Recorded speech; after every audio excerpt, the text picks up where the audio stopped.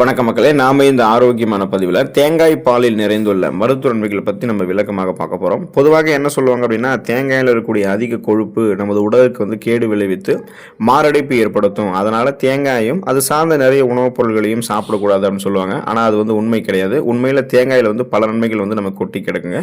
அந்த வகையில் பார்த்தீங்கன்னா தேங்காய் பால் நம்ம எடுத்துக்கொள்ளும் போதும் அதன் மூலமாகவும் நமக்கு நிறைய மருத்துவன்மைகள் கிடைக்கும். இப்போ தொடர்ந்து தேங்காய் பால் எடுத்துக்கிட்டிங்கன்னா vitamin C, vitamin E, thiamine, niacin, பேண்டோதெனிக் அமிலம், ரிபோஃப்ளோவின், மேலும் தாது உப்புகளாக இருக்கக்கூடிய கால்சியம், தாமிரம், இரும்பு சத்து, மெக்னீசியம், பாஸ்பரஸ், செலினியம், துத்தநாகம், பொட்டாசியம், போதுமான அளவுக்கு கார்போஹைட்ரேட்டுகள் என எல்லாமே நமக்கு கிடைக்கும். இப்போ தொடர்ந்து தேங்காய் பால் எடுத்துக்கொள்ளும் போது இந்த குறிப்பிடத்தகுந்த ஊட்டச்சத்துக்கள் மூலமாக கிடைக்கக்கூடிய மருத்துவமைகளை நம்ம விளக்கமாக பார்ப்போம்.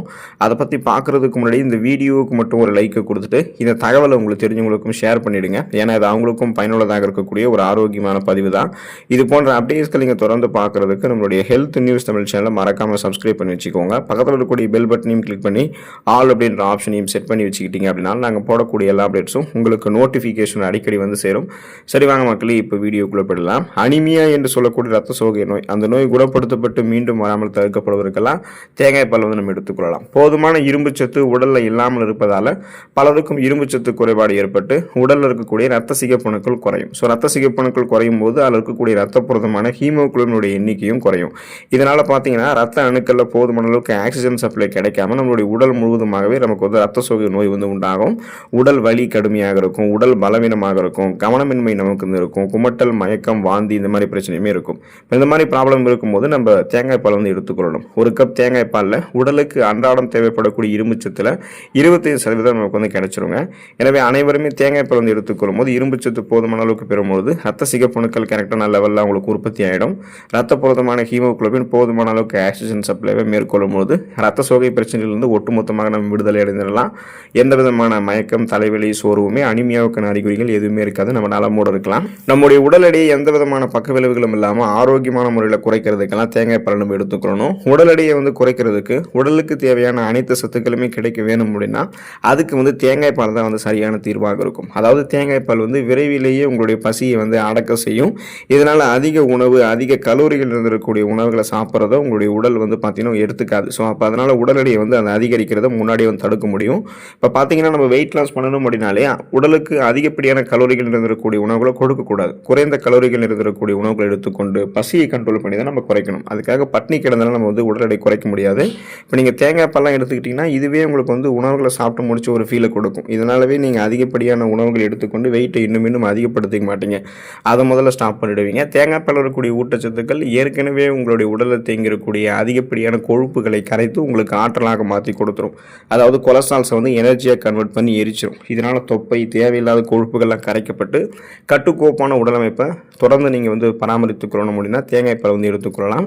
வாதம் தொடர்பான பிரச்சனைகள் விடுபடுவதற்கு நீங்கள் தேங்காய் பால் எடுத்துக்கலாம். பொதுவாக குறைந்த அளவு செலினியம் சத்து இருக்கிறவங்களுக்கு தான் இந்த முடக்குவாதம் இது மாதிரி நிறைய பிரச்சனைகள் அதிகமாக உருவாகும். ஸோ இப்படிப்பட்ட செலினியம் தேங்காய் பாலில் அதிகமாக இருக்குது. அப்போ செலினியம் சத்து குறைபாட்டால் அவதிப்பட்டு வாத நோய் ஏற்படுறவங்களாம் தேங்காய் பால் எடுத்துக்கிட்டாங்க அப்படின்னா அந்த கீழ்வாதம், முடக்குவாதம் இந்த மாதிரி நிறைய பிரச்சனைகள் உங்களுக்கு அதில் உங்களுக்கு நிவாரணம் கிடைக்கும். அதே போல் நம்ம எடுத்துக்கொள்ளக்கூடிய தேங்காய் பாலில் அதிக அளவு பொட்டாசியம் இருக்கிறதுல இது ரத்த கொதிப்பினுடைய அளவுமே குறைக்கிறதுக்கு உதவிகரமாக இருக்குங்க.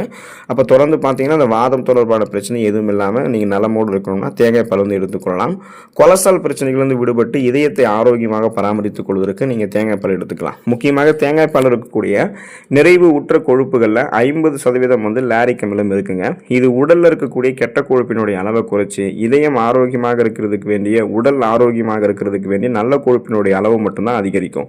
எனவே தேங்காய் பாலை நீங்கள் உங்களுடைய உணவுகளை சேர்த்துக் கொள்ளும் பொழுது கெட்ட கொழுப்பினுடைய அளவு குறைக்கப்பட்டு நல்ல கொழுப்பினுடைய அளவு அதிகரிக்கும் அப்படின்றத ஆய்வுகளில் தெரிவிக்கிறாங்க. இதனால் இதயத்திற்கு பார்த்தீங்கன்னா ரத்த ஓட்டம் ரத்த நாளங்கள் வழியாக போகும். அந்த ரத்த நாளங்களில் கெட்ட கொழுப்புகள் படிந்திருக்காது.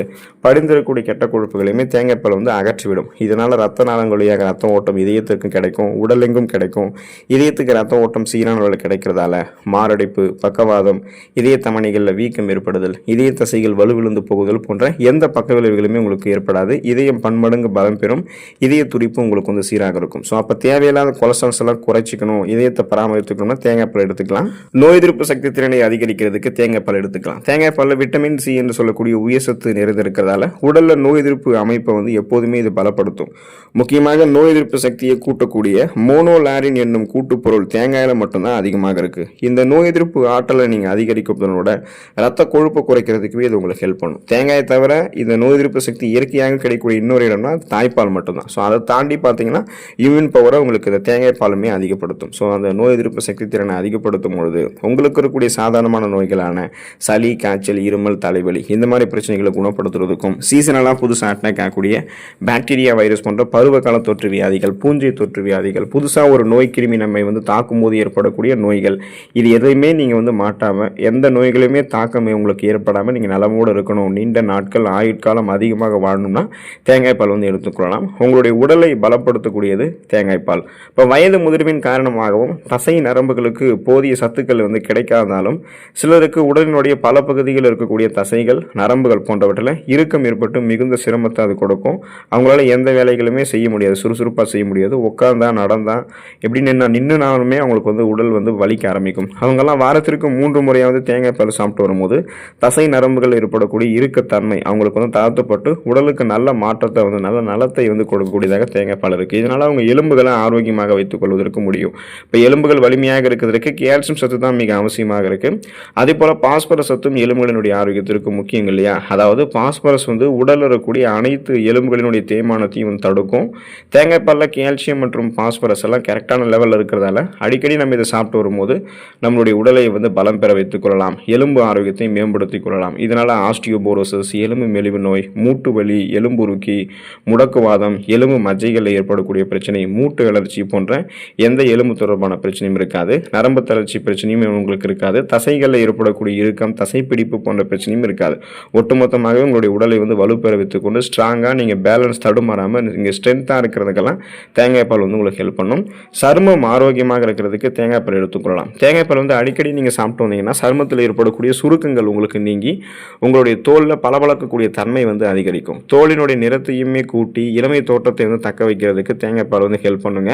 அப்போ தொடர்ந்து தேங்காயும் தேங்காய் பால்லாம் நீங்கள் எடுத்துட்டு இருக்கீங்கன்னா உங்களுடைய சருமத்தில் இருக்கக்கூடிய இறந்த செல்கள் உங்களுக்கு அகற்றப்படும். ஸோ அந்த டெட் செல்ஸ் ரிமூவ் ஆகிறதால சருமத்தில் கோலஜன் உற்பத்தி மேம்படுத்தப்பட்டு ரத்த ஓட்டம் சீரான அளவில் சருமத்தில் கிடைக்கும் போது சருமம் எப்போதுமே நீரேற்றத்தோடு இருக்கிறதால வறண்ட சுருங்கிய தோலமைப்பெல்லாம் உங்களுக்கு இருக்காது. ஸோ டெட் செல்ஸும் இல்லை அப்படின்றதால முகப்பொருட்கள், கண் கருவலியங்கள், கரும்புள்ளிகள் இது மாதிரி எதுவுமே உங்களுக்கு இருக்காது. கோடுகள், கரைகள் கொண்ட அந்த மாசு முருவான சருமம் கூட உங்களுக்கு இருக்காது.